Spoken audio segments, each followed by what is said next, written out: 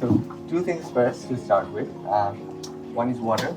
Always make sure the water tank is not below this minimum point. There's a minimum point. I recommend getting it at least half full. The second thing to do before you turn this on is basically check if this is full on water.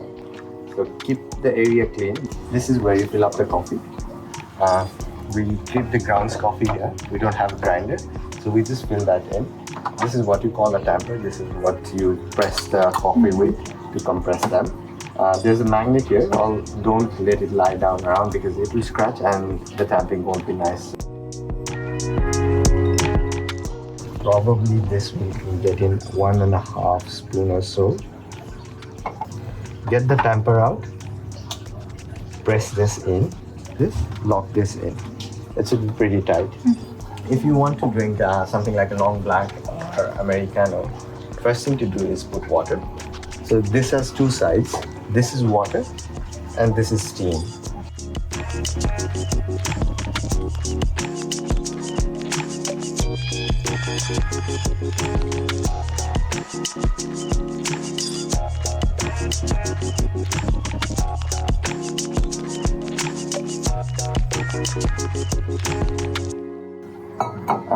You will fill up the milk up to around this point.